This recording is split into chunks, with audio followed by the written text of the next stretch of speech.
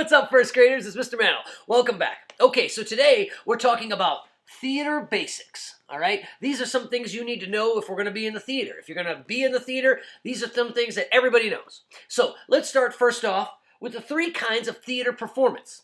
Now, there's different kinds of theater performance, but there's basically three main ones, and these are the ones we're going to concentrate on today. One starts with the letter P, one starts with the letter M, and one starts with the letter O. Now, let's see. Let's start with number one, P. Does anyone have any idea what we call the first kind of theater performance? I can't hear you. Maybe that's because I'm still in my garage. But if you said the thing you do at recess, that is a play. And a play is special because in a play, all of the actors, all they do is talk. There could be one person talking. That's called a one-man or a one-woman show. There could be two people talking. There could be 100 people talking. If there's only talking in it, we call it a play.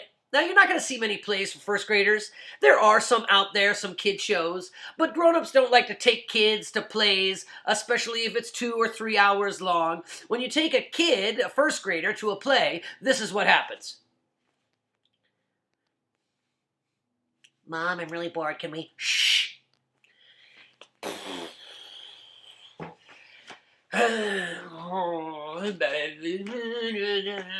Mom, I'm really bored. Can we... Shh.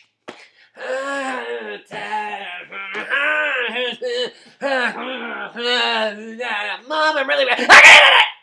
That's why we don't take kids to play. We don't feel like yelling at our children in front of strangers. Anyway. Number two kind of theater performance starts with an M, and it is the most popular form of theater today. In fact, if you go to a theater, most likely what you're going to see is this kind of theater performance. Does anyone know? You know, there's a little show called Hamilton, which my daughter is really obsessed with, that is this kind of theater performance. If you said a musical, congratulations, you're right. A musical is a theater performance that has talking and singing. Sometimes they talk, and sometimes they sing. If you've seen High School Musical, you've seen a film musical. If you've seen Tangled or Frozen, you've seen an animated musical. Musicals are the most popular form of entertainment or theater today because they're the most fun, and they're a little ridiculous.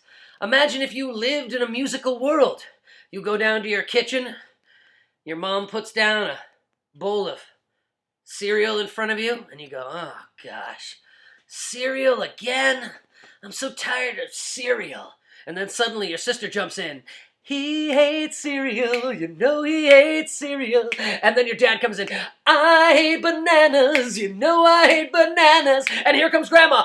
I hate French toast, yeah. I know I hate French toast, yeah. Oh, musicals are ridiculous.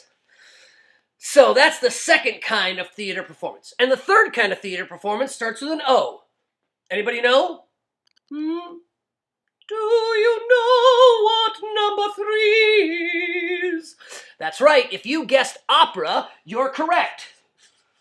An opera has singing in it. All the actors sing. Even when they're supposed to talk, they still sing.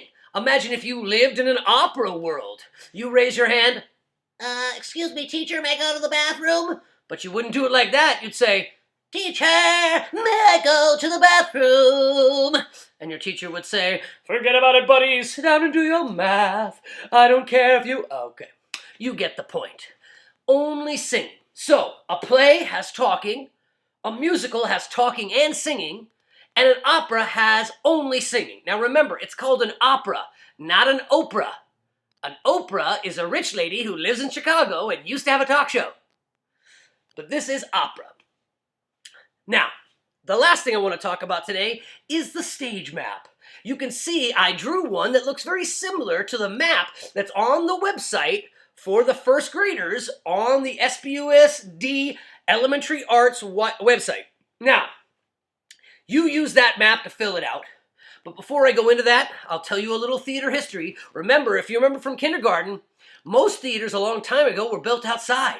And because they were outside, their stages were outside. And because their stages were outside, those stages had to be raked. That means they were tilted towards the audience.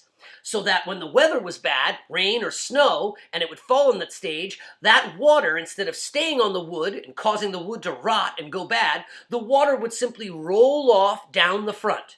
And so everyone in the world a long time ago had a raked stage, right? And we know from last year, the front of the stage became known as down stage. So the front of the stage is downstage. When I say come downstage, it means come closer to me. Now, who is me? I am the audience. Remember, the audience sits right here, and they're watching the show. They're looking at the show, and they're laughing. Hopefully they're giggling and having a good time. That's the audience. The audience sits opposite downstage, right here in the front. Now, the opposite of downstage is all the way here at the back. But we don't call it backstage. Oh no, backstage is something else. I'll go into that in a second. The opposite of downstage is this area here. We call it upstage. Upstage means the opposite of downstage. Just like the actors would have to go down or walk down the stage to the front, downstage, if they wanted to go to the back, they had to go upstage. So upstage is furthest away from the audience, okay? Now, what's right in the middle? It's not called middle stage. I think you guys remember. Just like in baseball, left field, right field, and in the middle we call it center field. Same with the stage, we call it center stage. So right here, center stage. That's the middle of the stage, okay? Now remember, when you're on the stage, you're facing the audience. Eyeballs and belly buttons towards the audience. We never turn our back on the audience, because when we turn our back on an audience, we're telling the audience, don't pay attention to us. So almost all of the time that you're on stage, 99% of the time, you're going to be standing belly button and eyeballs towards the stage, face front. Okay? Now, because the actor is in center stage, it is the actor's right or the actor's left that determines stage right or stage left. And here's how you do it, right? Put your hands out like this. I'm going to turn around just for a little bit. Here's an L. This is my left hand. This is not an L. This is a J. Hey, get out of here, Jay. But that's my right hand. So when you're on stage, remember, it's the actor's right or the actor's left. So in our map here, it's the opposite of what it is for the audience. This side right here is stage left, and this side over here is stage right. So those are our 5 main areas of the stage. Downstage, upstage, center stage, stage left, stage right, and of course the audience sits in front of the stage so they can watch the show. Now, earlier I said backstage. Remember, backstage is not here where upstage is. No, no, no. Backstage is anywhere that you're not on the stage. Here would be considered backstage, or even here, or even here. If you're not on the stage, you're what we call backstage, okay? Those are our theater basics. 3 kinds of theater performance and the stage map. Now your activity, that's right after this video on the website, you print out that sheet and you fill it out. Okay, that's it for today. Thanks very much for watching. And as we always say in theater class, break a leg. I'll see you next time. Take care.